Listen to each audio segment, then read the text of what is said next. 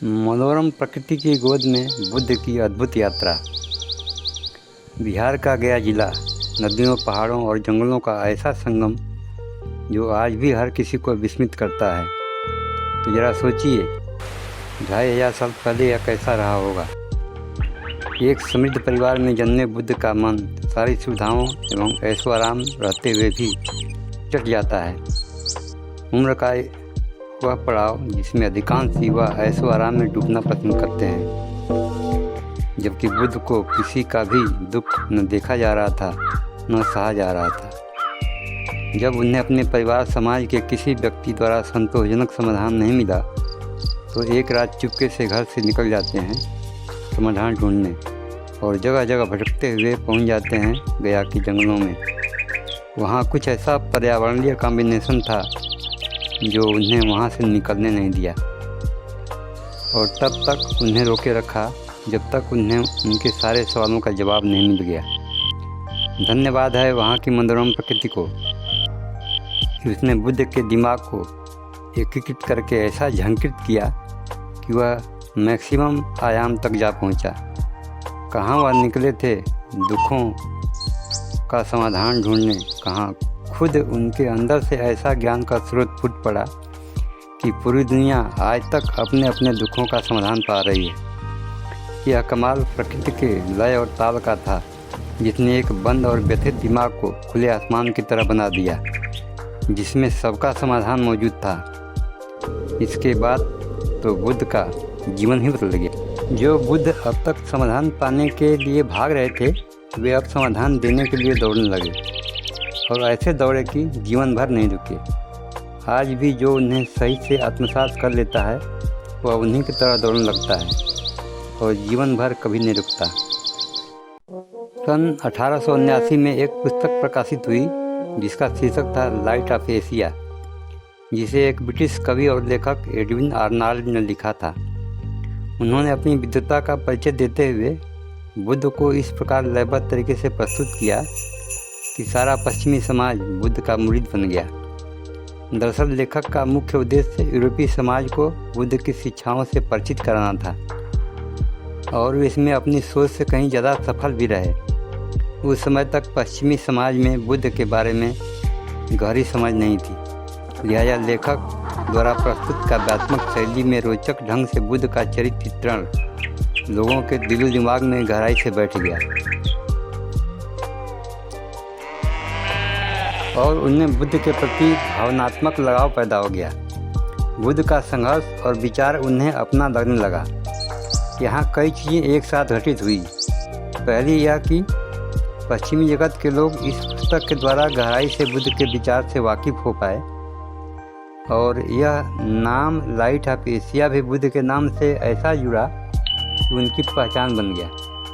दूसरी, लेखक को विश्व स्तर पर प्रसिद्धि मिली और लोग उनकी विद्वता के कायल हो गए।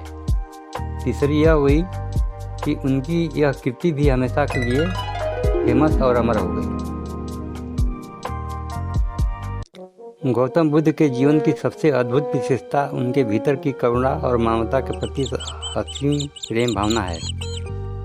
वे एक राजकुमार से तपस्वी बने और ज्ञान प्राप्त करने के बाद अपने जीवन को मानवता के कल्याण के लिए समर्पित कर दिया। उन्होंने महसूस किया कि जीवन का असली सुख और शांति सांसारिक सुख सुविधाओं में नहीं, बल्कि आत्मज्ञान और दूसरों के प्रति प्रेम में है। बुद्ध अपने संघर्षों के आधार पर संसार को बहुत करीब से महसूस किया कि संसार में किसी न किसी कारण से हर कोई दुखी है, और यह भी जाना कि न इसे पूर्णतया खत्म किया जा सकता है, न ही इग्नोर किया जा सकता है। तो उन्होंने एक सिद्धांत का प्रतिपादन कर नियंत्रण के तरीके बताए और इसे 4 आर्य सत्य का नाम दिया। इसे ही कार्य कारण का सिद्धांत भी कहा जाता है, जिसे सबसे पहले बुद्ध ने ही दिया है। ये 4 आर्य सत्य इस प्रकार हैं। पहला, संसार में दुख है। दूसरा, दुख का कोई न कोई कारण है। तीसरा, जब कारण है तो उसका निवारण भी हो सकता है। चौथा, निवारण के लिए मध्यम मार्ग पर बल दिया जाता है। मध्यम मार्ग क्या है? इसे समझना जरूरी है कि संसार में दो प्रकार के लोग होते हैं।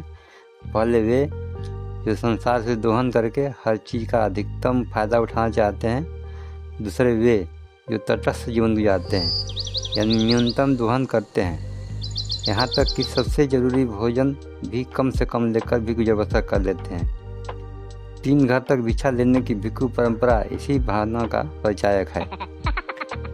सभी लोग ऐसा नहीं कर सकते, इसलिए आम गृहस्थ के लिए बीच की स्थिति बताई गई है, जिसे मध्यम मार्ग भी कहते हैं। क्योंकि दुनिया में बहुत सारी ज़रूरतें हैं, अतः कन्फ्यूजन से बचने के लिए मध्यम मार्ग को व्यापक रूप से अष्टांगिक मार्ग के रूप में प्रतिपादित किया गया है। 4 आर्य सत्य को स्वस्तिक चिन्ह के द्वारा भी इंडिकेट किया जाता है।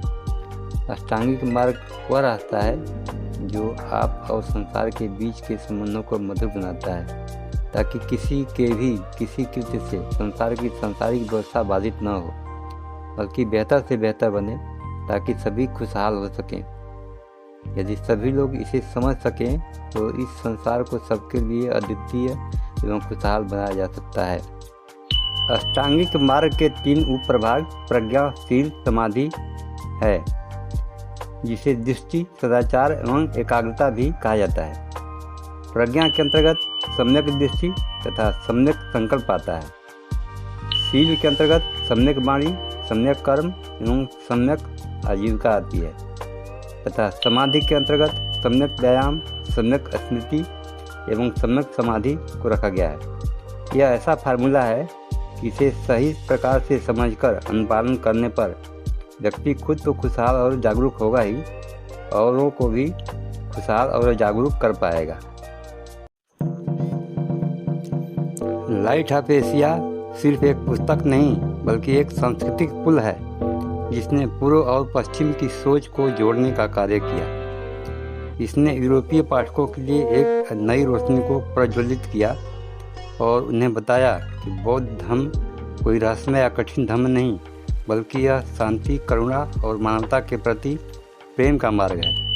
इस पुस्तक का प्रभाव इतना व्यापक हुआ कि इसने कई पश्चिमी विचारकों, लेखकों और धर्मशास्त्रियों को बौद्ध धर्म की ओर आकर्षित किया। अंत में निष्कर्ष यह निकलता है कि गौतम बुद्ध को लाइट ऑफ एशिया कहा जाना एक गहरी श्रद्धांजलि है, जो उनके द्वारा मानवता को दी गई महान शिक्षाओं का सम्मान करती है। उन्होंने जो ज्ञान का प्रकाश फैलाया वह केवल एशिया ही नहीं, बल्कि संपूर्ण विश्व को आलोकित करता है। लाइट ऑफ एशिया के रूप में बुद्ध एक ऐसे आलोक स्तंभ बन गए हैं जो अज्ञान के अंधकार में आशा की किरण बनकर हमारे जीवन में मार्गदर्शन का कार्य करते हैं। इस पुस्तक से हमें यह भी सीख मिलती है कि सच्ची शांति का मार्ग बाहर नहीं, बल्कि हमारे भीतर मौजूद है। धन्यवाद।